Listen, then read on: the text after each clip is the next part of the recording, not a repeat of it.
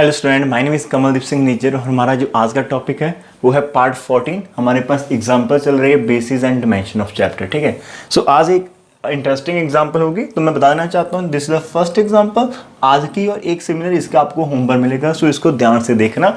तो हम कुछ पैटर्न करने वाले हैं, एक मैट्रिक्स वाला और एक पॉलिनोमियल के बेस पर आज का जो लेक्चर होगा। ठीक है, तो हमारे पास क्या है, let it W be the subspace generated by the polynomial F1 F2 F3।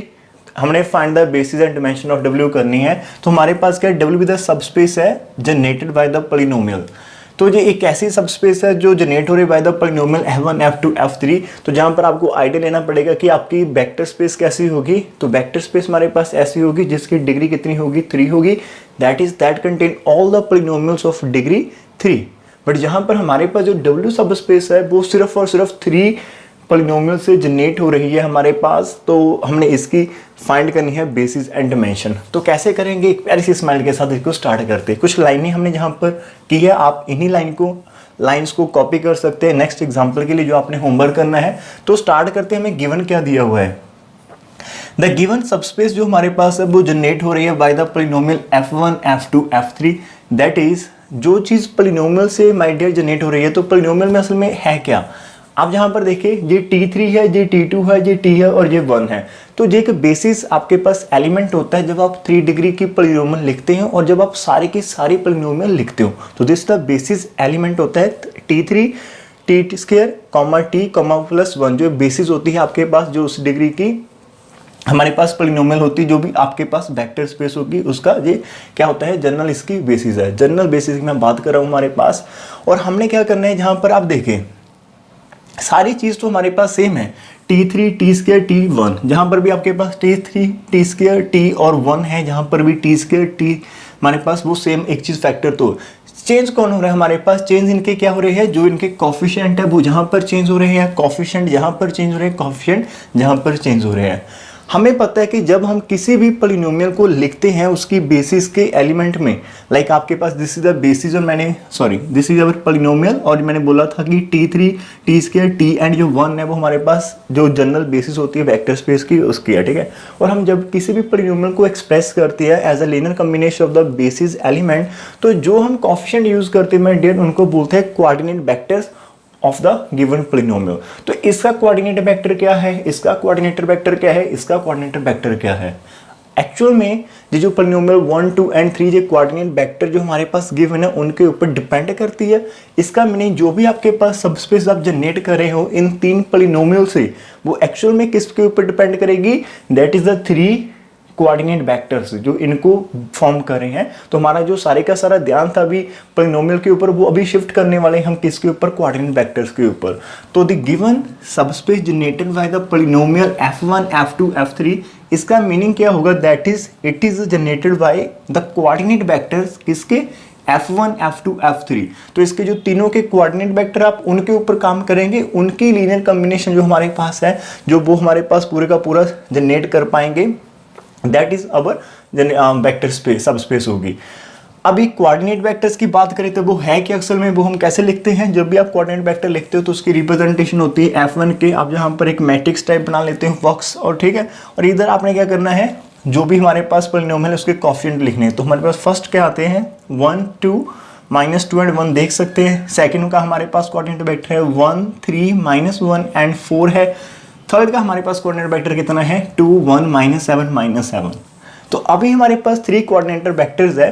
तो असल में जब हमने बोला था कि these are the generating set, तो अब मैं क्या बोलूंगा कि दीज 3 वेक्टर, और I can say the collection of these 3 vector becomes the generator of our subspace. तो नेक्स्ट लाइन हम क्या लिख सकते हैं, सो वी हैव, मैंने जहां पर कलेक्शन ले ली है किसकी, ये 3 वेक्टर मैंने लिख लिए है, 3 वेक्टर की जो भी मेरे पास कलेक्शन है, so it is a generating set of our W होगा। अरे वाह, W का जनरेटिंग सेट मेरे को पता चल चुका है, और हमें पता है कि हम किसी भी जनरेटिंग सेट को रिड्यूस कर सकते हैं to the basis of given space और गिवन सबस्पेस। कैसे करना होता है, आपने सिर्फ उसमें से क्या करना होता है, लीनियरली इंडिपेंडेंट वेक्टर फाइंड करने होते हैं। तो अभी हम क्या चेक करेंगे, to check whether this collection जो हमारे पास है वो लीनियरली इंडिपेंडेंट है या नहीं है।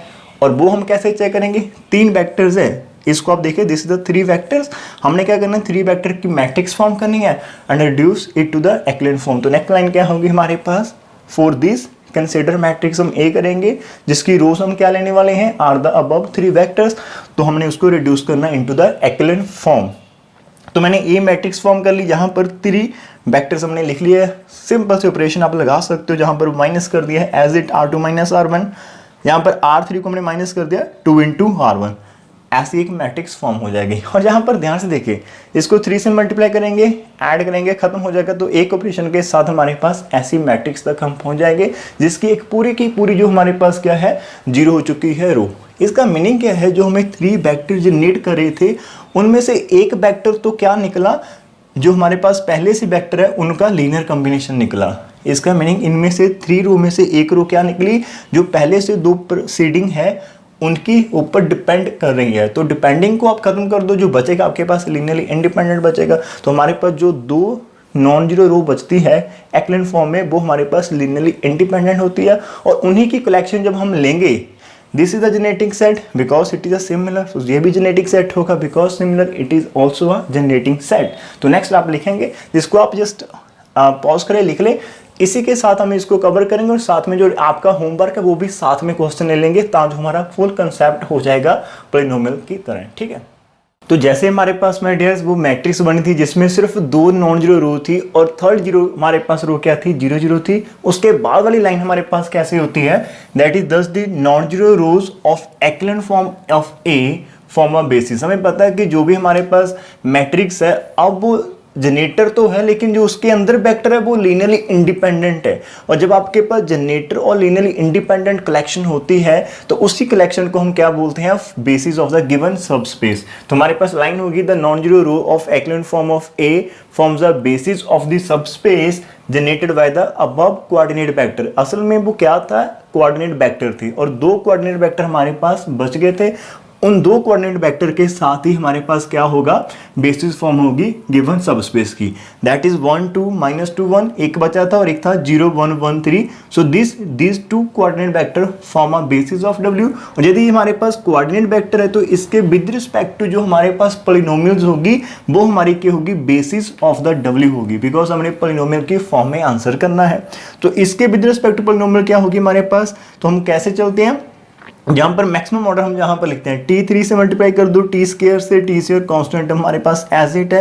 तो हमारी फर्स्ट पॉलिनोमियल ऐसे बन जाएगी t³ + 2t स्क्वायर - 2t + 1, और एक जहां से बन जाएगी फर्स्ट तो 0 है, खत्म हो जाएगा, t square + t + 3। So these 2 polynomials form a basis of W।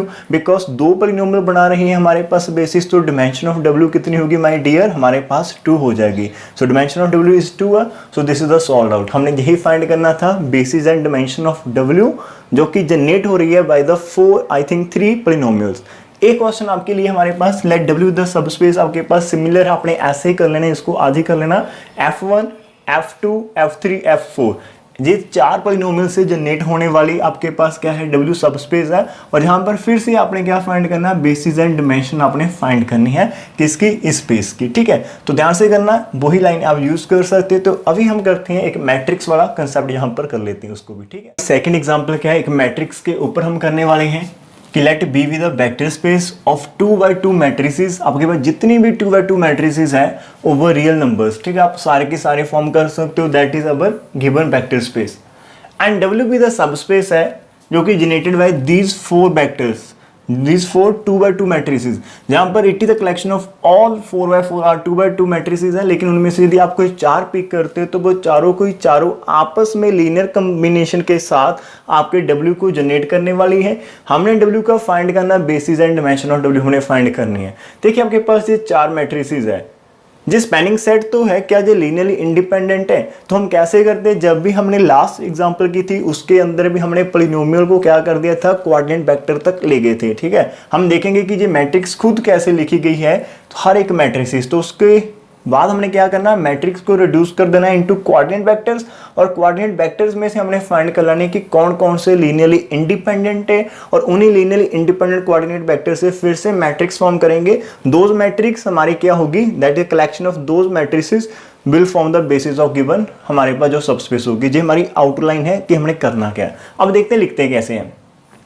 जब भी हम कोऑर्डिनेट वेक्टर फाइंड करते हैं माय डियर, तो हमने क्या करना होता है, उसको स्टैंडर्ड बेसिस की फॉर्म में लेकर जाना होता है, उसकी हेल्प से करेंगे। तो देखते हैं पहले जहां पर कैसे करना। आपको पता है कि 2x2 मैट्रिसेस हैं, तो we know that standard basis जो होती है 2x2 मैट्रिसेस की ओवर रियल नंबर, वो हमारे पास क्या होती है, that is identity matrix at each and every place हमारे पास। ये तो हमारे पास सॉरी आइडेंटिटी मैट्रिक्स हम इसको नहीं कह सकते, simple matrix of the like that is 1 0 0 0 होती है। फर्स्ट प्लेस के पास 1 आता है, बाकी सारे 0 है। सेकंड प्लेस 1, बाकी सारे 0 है। थर्ड प्लेस 1, बाकी सारे 0 है। फोर्थ प्लेस 1, बाकी सारे 0 है। सो दिस इज द कलेक्शन। तो इसको हम यदि आइडेंटिटी मैट्रिक्स में बोल सकता है, लेकिन जो हमारे पास रो होती है किसकी, एक 2x2 मीनिंग 4 आपके पास यदि आप एक मैट्रिक्स बना लेते हो 4 ऑर्डर की 4x4 की, तो उसकी जो फर्स्ट रो होती है वो 1 0 0 0, second row 0 1 0 0, third row 0 0 1 0, fourth row 0 0 0 1। That is एक 4x4 की आइडेंटिटी मैट्रिक्स है। उसकी हर पहली जो रो है उसको यदि आप मैट्रिक्स फॉर्म में कर देंगे इसी फॉर्म में, तो जो वहां से एक आइडिया आ जाता है माइंड में, ठीक है। तो हमारे पास जो स्टैंडर्ड बेसिस होती है, हमने हर एक प्लेस को 1 1 रखना है, बाकी सारे को 0, तो हमारे पास स्टैंडर्ड बेसिस है। मैंने कोऑर्डिनेट वेक्टर का जो कंसेप्ट है उसको समझाना है, तो मैंने एक मैट्रिक्स को पिक कर लिया जहां पर 1 -5 -4 एंड 2। कोऑर्डिनेट वेक्टर कैसे लिखते हैं आपको पता होगा, लेकिन फिर भी कैसे लिखते हैं वो हम जहां पर देखते हैं। तो मैंने इसको स्प्लिट किया कि ये बनी कैसे होगी, कैसे फॉर्म से, और मेरा माइंड में टारगेट क्या है, क्या मैं इसको लिख सकता हूं as a linear combination of these 4 vectors, क्या लिख सकता हूं।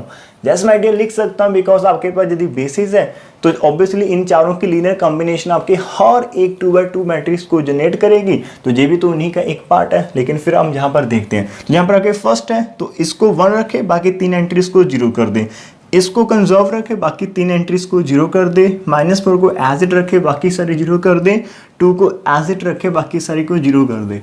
जैसे मैंने इसको किया, तो आप यदि इनको वापस ऐड करेंगे, मर्ज करेंगे, you will get this original matrix. Okay, लेकिन हमारा तो टारगेट ये था, उसके लिए तो सिंपल है। जहां पर तो 1 है तो बाहर आप 1 लिख सकते हो, कोई फर्क नहीं पड़ेगा। जहां से -5 कॉमन निकाल लीजिए, आपके पास 1 बच जाएगा। -5 कॉमन निकाल लिया है हमारे पास। जहां से -4 कॉमन निकाले, फिर जो मैट्रिक्स बचेगी वो भी हमारी ऐसी बच जाएगी। जहां से 2 कॉमन निकालना, जो बचेगा वो हमारे पास ऐसा होगा। अब ध्यान से देखना, जहां पर this is the matrix given to us, and हमने इसको कैसे लिख दिया, लीनियर कॉम्बिनेशन ऑफ 1 2 3 4। तो ये जो हमारे पास स्टैंडर्ड बेसिस है 2x2 गिवन वेक्टर स्पेस की, हमने इस मैट्रिक्स को as a linear combination of the basis element लिख चुके हैं। अब जब हम ऐसा लिखते हैं, तो उसके बाद जो आप हमारे पास कॉफिशिएंट हम यूज किए होते हैं, उसी कॉफिशिएंट को यदि हम एक वेक्टर की फॉर्म देते हैं, that is known as a coordinate vector of the given matrix. तो एक कोऑर्डिनेट वेक्टर होता है जो गिवन मैट्रिक्स का होता है, मीनिंग इसकी ये हमारे पास स्केलर होते हैं। कोऑर्डिनेट वेक्टर में जो भी नंबर होते हैं ना माय डियर्स, वो हमारे स्केलर्स होते हैं, जिनको आप एक ऑर्डर में वेक्टर गिवन बेसिस एलिमेंट से मल्टीप्लाई कीजिएगा, ऐड कर दीजिएगा, यू विल गेट द जो आपके पास मैट्रिक्स, वो हम फाइंड कर लेंगे, ठीक है।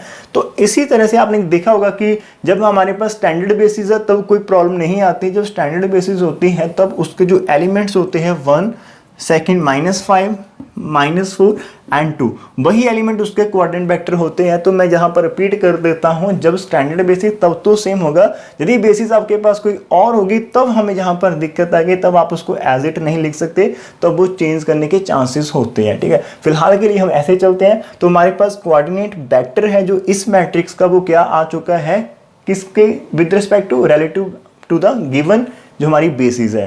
तो मैंने लाइन रिपीट कर दी कि कोऑर्डिनेट जो वेक्टर है of this matrix relative the हमारे पास जो स्टैंडर्ड बेसिस है इज क्या आ जाएगा, 1 -5 -4 एंड 2 आ जाएगा, जो कि उसकी खुद की एंट्रीज है। तो सिमिलरली हम क्या लिख सकते हैं, बाकी की 3 मैट्रिक्स के कोऑर्डिनेट वेक्टर भी हम लिख सकते हैं। जो सेकंड का आ जाएगा 1 1 -1 5 आ जाएगा, नेक्स्ट का 2 -4 -5 7 आ जाएगा, नेक्स्ट का 1 -7 -5 1 आ जाएगा। रुकते हैं, अब देखते हैं कि हमने क्या देखा। हमें गिवन जो W था वो इन 4 मैट्रिक्स से जनरेट हो पा रहा है, और ये हर एक मैट्रिक्स है वो फर्दर इन चारों का लीनियर कॉम्बिनेशन है। तो लीनियर कॉम्बिनेशन के लिए हम क्या यूज करते हैं, कोऑर्डिनेट वेक्टर।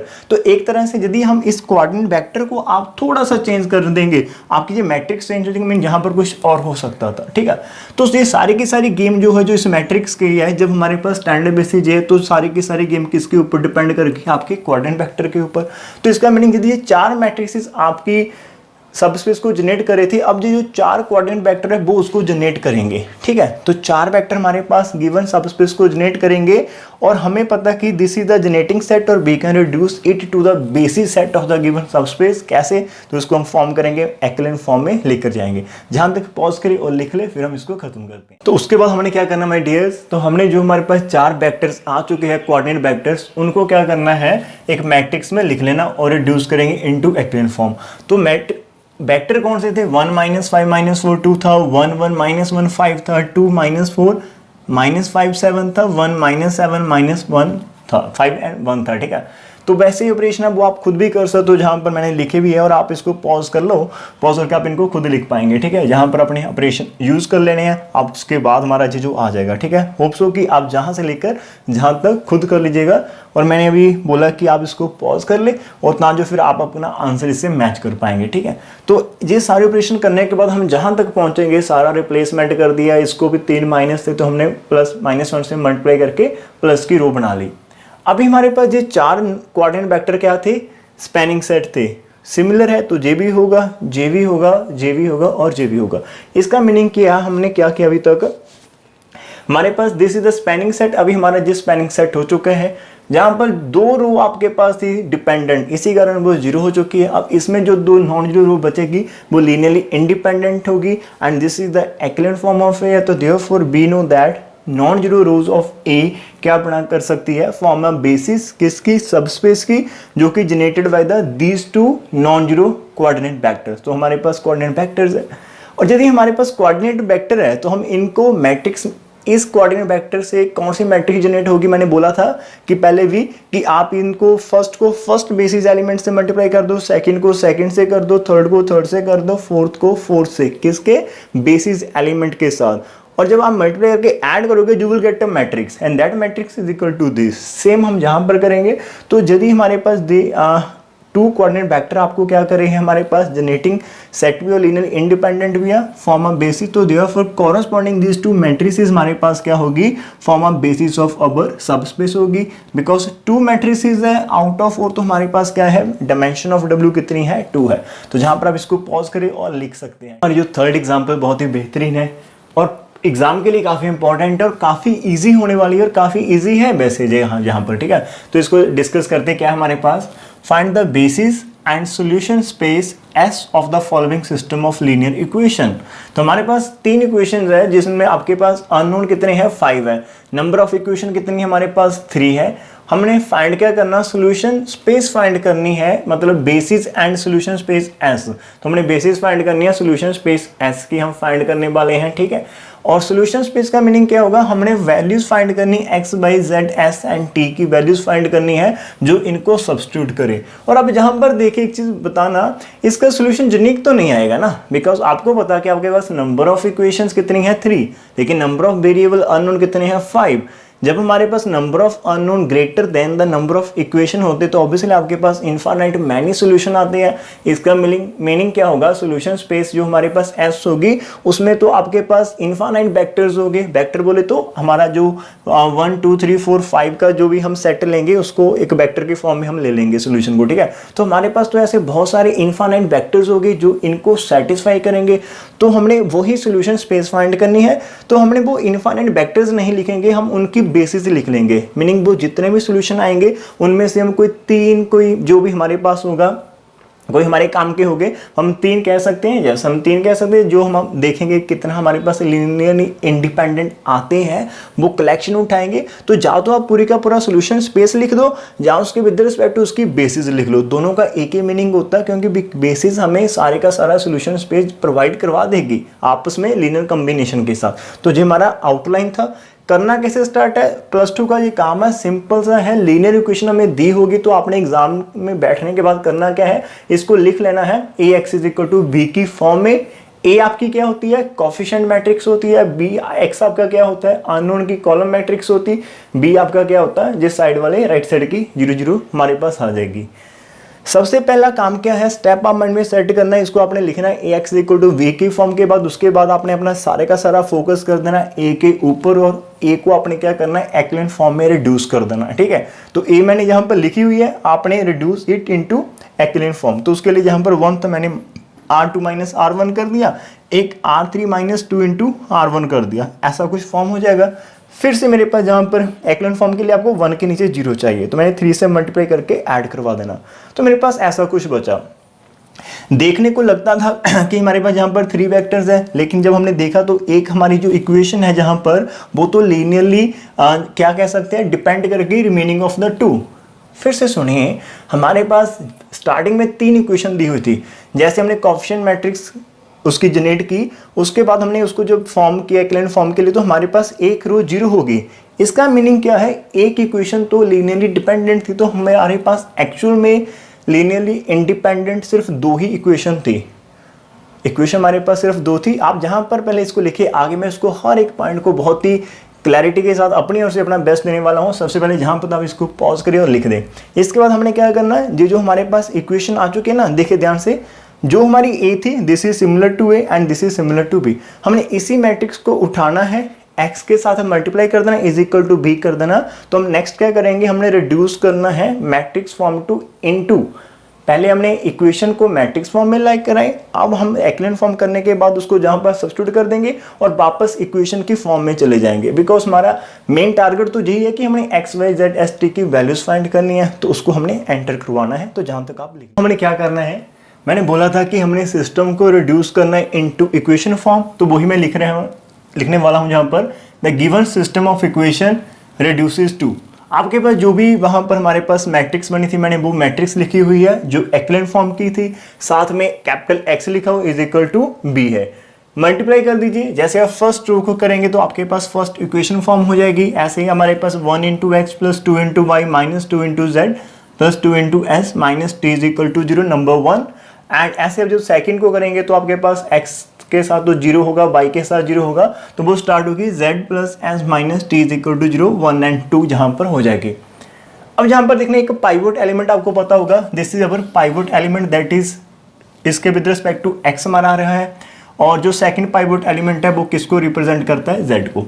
इसका मीनिंग जो हमारे पाइवोट एलिमेंट होते हैं माय डियर्स, वो डिपेंड करते हैं रिमेनिंग पूरे के पूरे रेस्ट के ऊपर। जहां से हमारा जो z है वो डिपेंड कर रहा है अभी किसके ऊपर, s और t के ऊपर। z डिपेंड करता है आपके जो उसके रिमेनिंग हमारे पास एलिमेंट होते हैं सेम रो के ऊपर, तो इसको मैं बोल सकता हूं z को डिपेंडेंट, एंड जो बड़े साथ बच जाते हैं that is our free variable. तो जहां पर फ्री वेरिएबल कौन सा आ जाएगा, s एंड t आ जाएगा। और अभी z डिपेंड करता हूं, यदि मैं उसी z की वैल्यू जहां पर भी इसको जहां अप कवर कर ले, x किसके ऊपर डिपेंड करेगा, y के ऊपर, s और t के ऊपर। तो ऐसा कुछ थिंकिंग है, जस्ट जहां पर आप टेंशन मत ले, इसको लिखते हैं। अब मैंने सब कुछ समझाने की कोशिश की आपके लिए। जैसे आपने क्वेश्चन नंबर 1 एंड 2 लिख ली, तो जहां पर मैंने बोला था कि पाइवट एलिमेंट को आपने एक साइड लिखना है तो बाकी सारे को दूसरी साइड शिफ्ट कर दे। इतना कंसेप्ट रखें कि पाइवट जो भी एलिमेंट है उसके विद रिस्पेक्ट टू जो आपका अननोन है उसको एक साइड पर रख ले।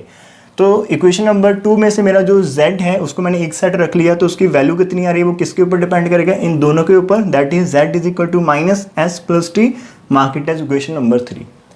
ऐसे हमने इक्वेशन नंबर 1 के ऊपर में से भी x की वैल्यू फाइंड करनी in term of the remaining जो उसके ऊपर वो डिपेंड करता है, लेकिन वहां पर z भी है। तो आप क्या करें, इस 3 की जो वैल्यू है z की उसको इक्वेशन नंबर 1 में रिप्रेजेंट कर दे और सॉल्व करें।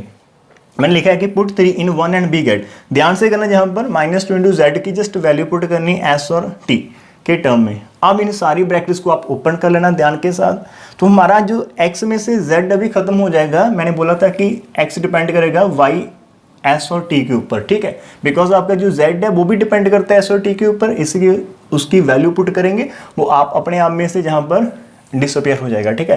तो जैसे हमने वैल्यू पुट की उसके बाद हमारा जो x है वो अभी किसके ऊपर डिपेंड करेगा, इक्वल टू 0 है, तो सारी की सारी जो वैल्यूज है हमारे पास अलग से अननोन है उनको दूसरी साइड शिफ्ट कर दें। हमारे पास अभी क्या बच गया, x is equal to minus 2y minus 4s plus 3t बन चुका है हमारे पास आफ्टर सॉल्विंग और after using 3 in equation number 1। So this is our equation number 3 where our z depend upon s and t, and this is our equation number 4 where our x unknown depend upon y, s and t। ठीक है, जहां से आप idea लगा सकते हैं। एक चीज मैं जहां पर लिखना चाहता हूं, हमारे पास जो स्टार्टिंग में अननोन कितने हैं, 5 है, और अभी हमने जो सिस्टम किया तो हमारे पास सिर्फ 2 इक्वेशंस लेफ्ट हुई है। आप अपने फर्स्ट जो चैप्टर किया था लीनियरली इंडिपेंडेंट और डिपेंडेंट वाली वेक्टर्स में, वहां पर जहां फिर आई थिंक अलजेब्रा में आपने कुछ पढ़ा होगा, मैं वही लाइन जहां पर रिपीट करने वाला हूं। कि हमारे पास लीनियरली इंडिपेंडेंट वेक्टर्स कितने होते हैं, जब हमारे पास रैंक पता हो, नंबर ऑफ अननोन पता हो, वैसा कुछ करके।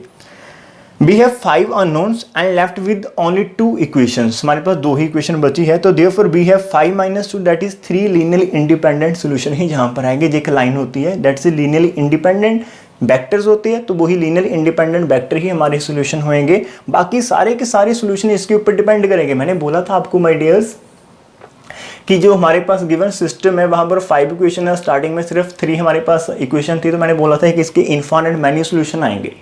तो इसके इनफाइनाइट मैनी आएंगे, लेकिन उनमें से लीनियरली इंडिपेंडेंट कितने होंगे, सिर्फ 3 होंगे। बाकी सारे उनकी लीनियर कॉम्बिनेशन के साथ आप उनको जनरेट कर पाएंगे। तो हमने, मेरा टारगेट क्या, हमने वही लीनियरली इंडिपेंडेंट फाइंड करने हैं, तो जहां तक आपको कोई दिक्कत नहीं आने वाली, ठीक है। तो आपने ध्यान रखना है जितने आपके पास अननोन है माइनस कर देना नंबर ऑफ इक्वेशन, जितनी आपके पास बची, जो भी आपके पास क्वांटिटी आएगी उतने ही आपके पास लीनियरली इंडिपेंडेंट वेक्टर रहेंगे।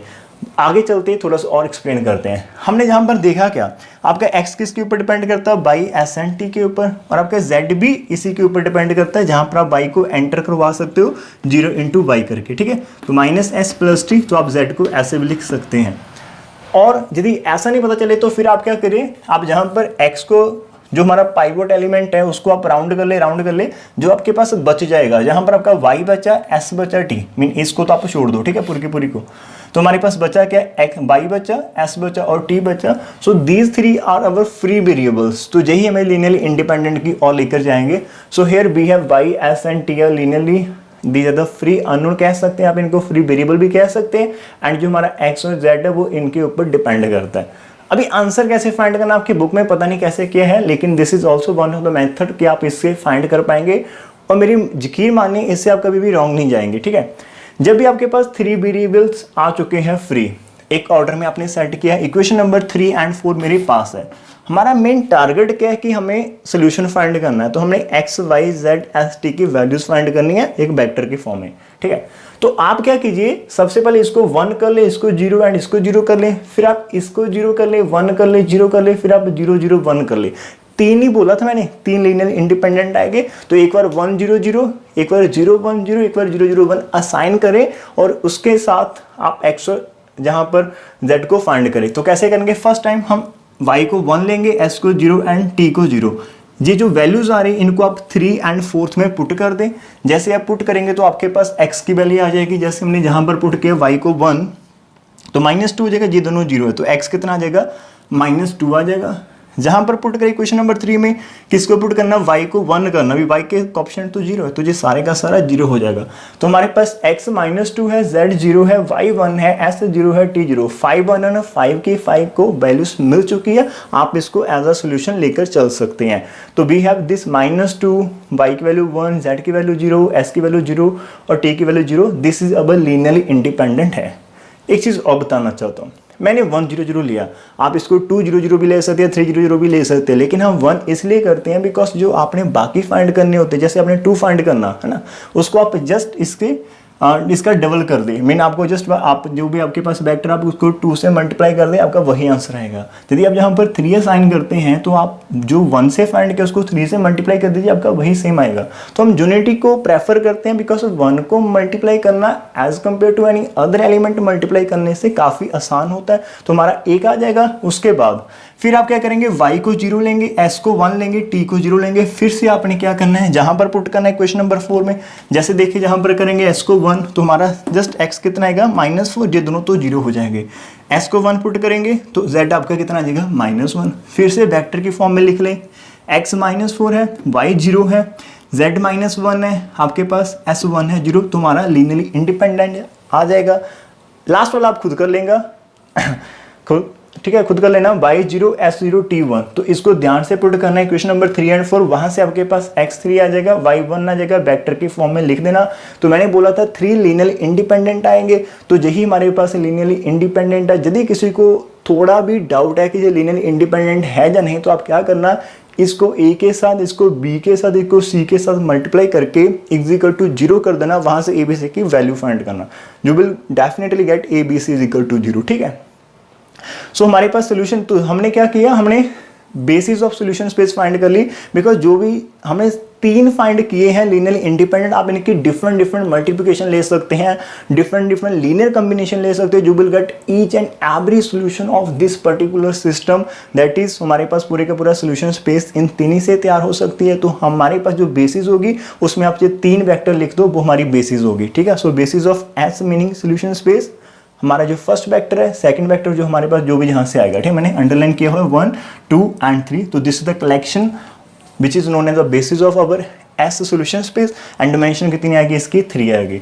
तो माय डियर यदि आप इस तरह से आप काम करते हो, आपको एक क्वेश्चन जहाँ पर पक्का मिलने की पॉसिबिलिटी है और it is not a difficult, आपको ये चीज़ आती है लीनियर रिड्यूस करना, उसके बाद सिर्फ इसी मैटर को आपने करना है और ये भी काफ़ी आसान है। आपने इक्वेशन फाइंड करनी है डिपेंडेंट वेरिएबल के बाद, उसके बाद जितने भी आपके पास आते हैं, यदि आपके मान लो सिर्फ 2 फ्री वेरिएबल है तो आप 1 and 0 next time 0 and put करेंगे। यदि आपके पास 4 बचे जाते हैं फ्री वेरिएबल तो आप 1 0 0 फिर 0 1 0 0 फिर 0 0 1 0 फिर 0 0 0 1 आप पुट करेंगे, you will get the whole linear independent solution. तो आज के लिए इतना करते हैं। अभी आप वीडियो को पॉज करें, इसको आप अच्छे से लिख लें। वीडियो अच्छी लगी तो नीचे आप लाइक का बटन प्रेस कर सकते हैं, नीचे पास शेयर के ऑप्शन आप शेयर भी कर सकते हैं and don't forget to subscribe. And last one is आपके पास जो आपके प्यारी सी स्माइल है, please keep your smile and इसको आप शेयर कर सकते हैं अपने फ्रेंड के साथ। Keep sharing, keep smiling and keep healthy. Thank you very much for watching this video.